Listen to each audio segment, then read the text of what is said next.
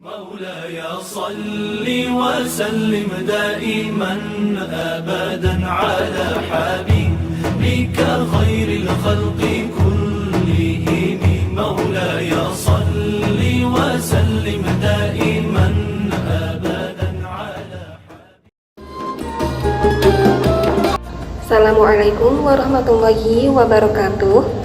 Halo teman-teman semua, perkenalkan nama saya Num Naila, NIM 3150240039. Video ini saya buat untuk memenuhi tugas ujian tengah semester mata kuliah Sejarah Pendidikan Islam oleh dosen pengampu Ustadz Farhan.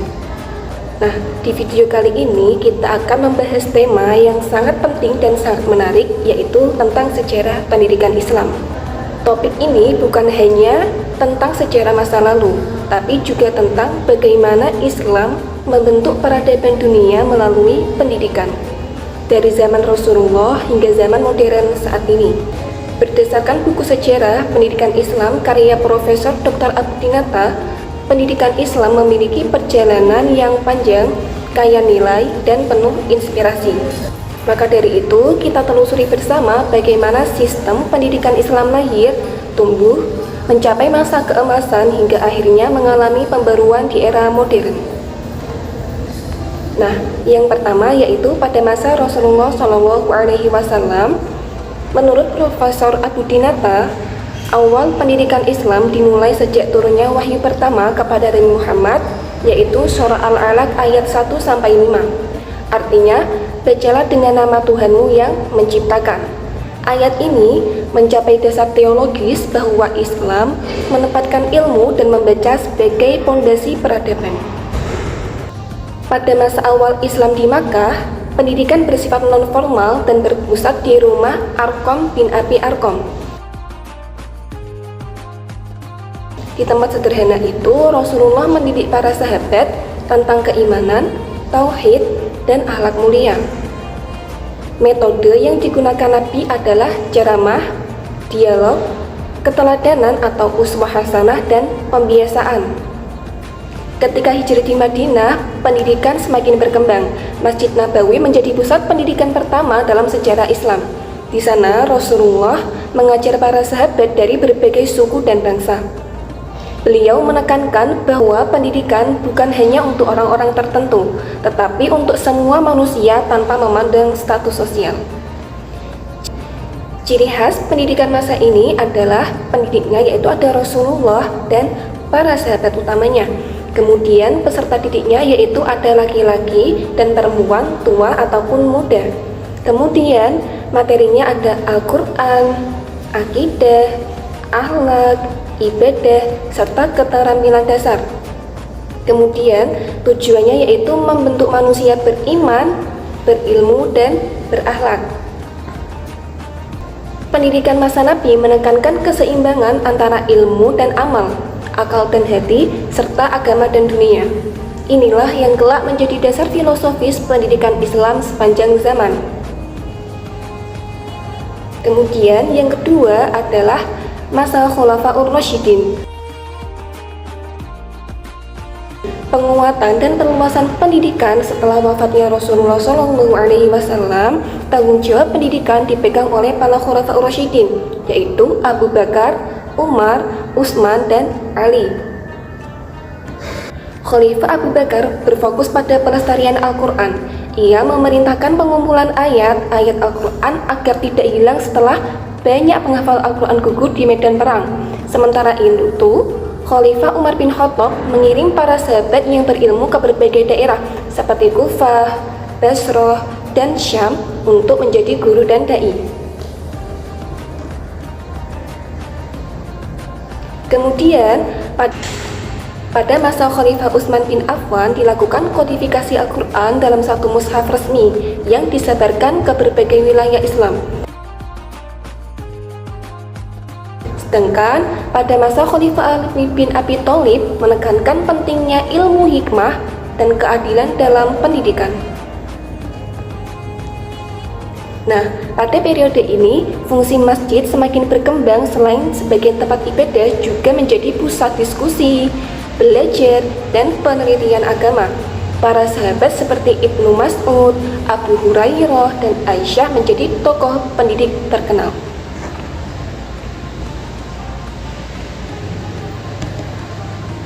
Yang ketiga adalah masa dinasti Umayyah.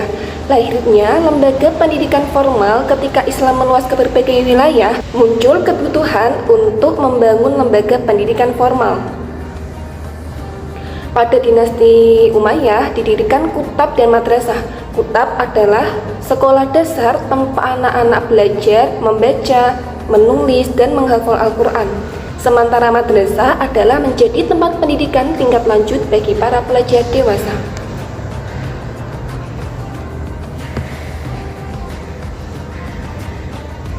Ciri penting masa ini adalah pemerintah mulai mendukung pendidikan secara sistematis.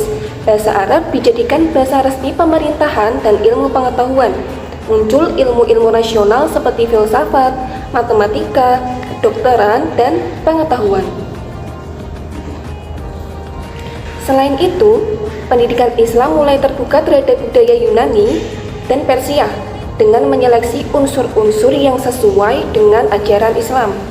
Inilah awal dari semangat integrasi ilmu, di mana ilmu agama dan ilmu dunia itu saling melengkapi.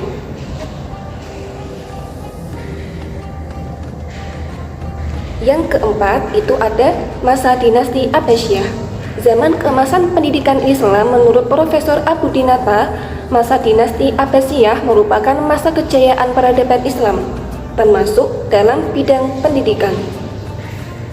Khalifah Harun Ar-Rasyid dan Al-Ma'mun mendirikan Baitul Hikmah atau House of Wisdom di Baghdad, pusat penerjemahan, riset, dan perpustakaan terbesar di dunia saat itu. Buku-buku dari Yunani, Persia, India diterjemahkan dalam bahasa Arab, dan dari sinilah muncul ilmuwan besar seperti Al-Kindi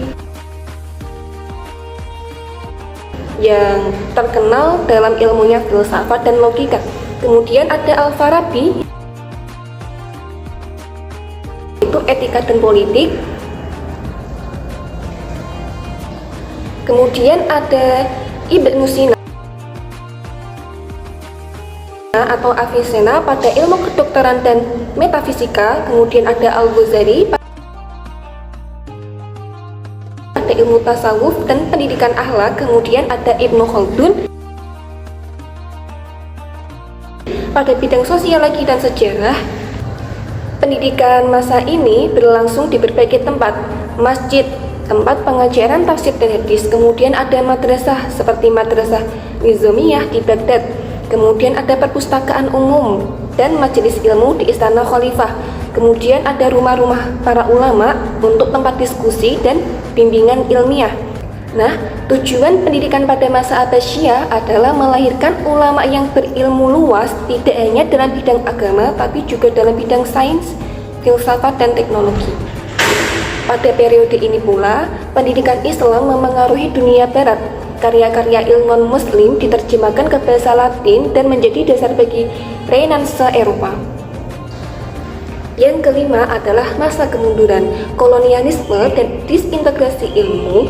Setelah masa kejayaan, dunia Islam mengalami kemunduran sejak abad ke-13 Masehi. Hal ini dipicu oleh beberapa faktor, antara lain pertama yaitu adanya serangan Mongol yang menghancurkan Baghdad pada tahun 1258 Masehi.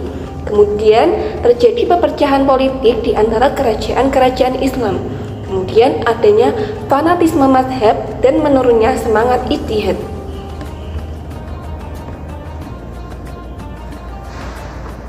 Kemudian ada intervensi kolonial barat di dunia Islam. Pendidikan Islam pada masa ini mulai kehilangan semangat inovatifnya.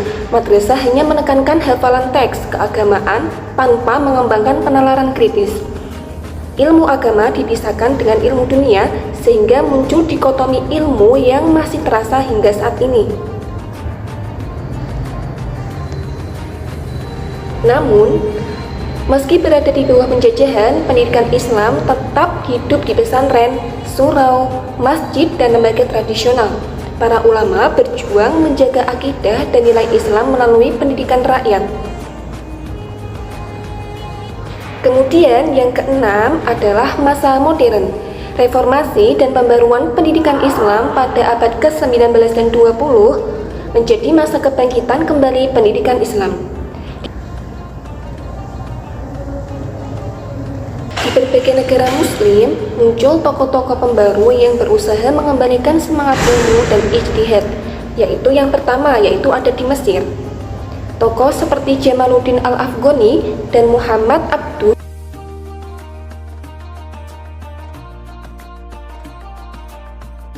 menyerukan pentingnya modernisasi pendidikan. Mereka menginginkan agar Al-Azhar itu tidak hanya mengajarkan ilmu agama tetapi juga ilmu sains, filsafat, dan teknologi. Kemudian yaitu di India, Sir Syed Ahmad Khan mendirikan Aligarh College, lembaga pendidikan Islam modern yang menggabungkan kurikulum Islam dengan Barat. Kemudian ada Indonesia, yaitu adanya gerakan pembaru juga muncul, yaitu adanya Kiai Haji Ahmad Dahlan mendirikan Muhammadiyah pada tahun 1912 dengan semangat modernisasi pendidikan Islam. Kemudian ada Kiai Haji Hasyim Asy'ari, yaitu mendirikan Nahdlatul Ulama atau NU yang kita kenal saat ini pada tahun 1926, mempertahankan tradisi pesantren namun tetap terbuka pada perubahan sosial. Setelah kemerdekaan, muncul lembaga seperti IAIN, STAIN, dan UIN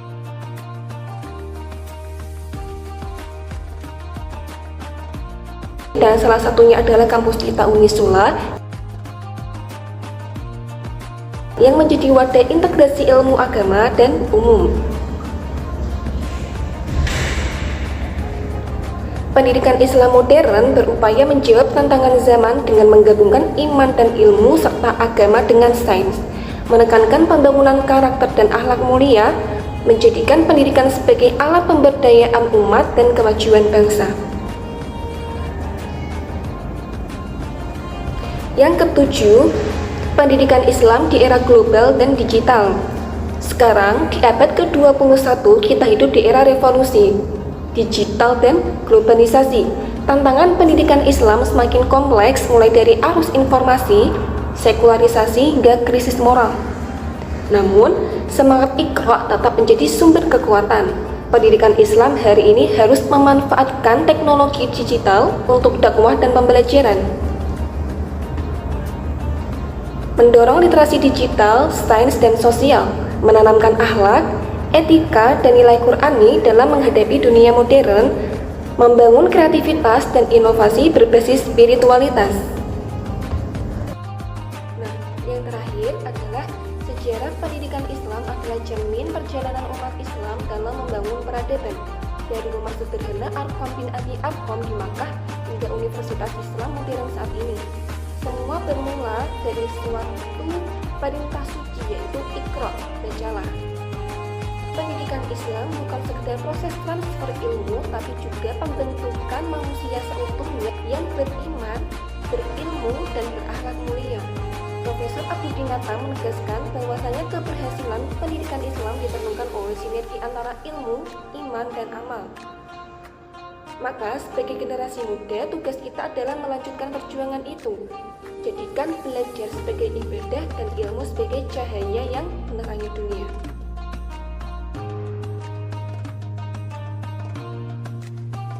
Baik, itu yang dapat saya sampaikan. Apabila ada perkataan yang salah, saya mohon maaf. Wassalamualaikum warahmatullahi wabarakatuh.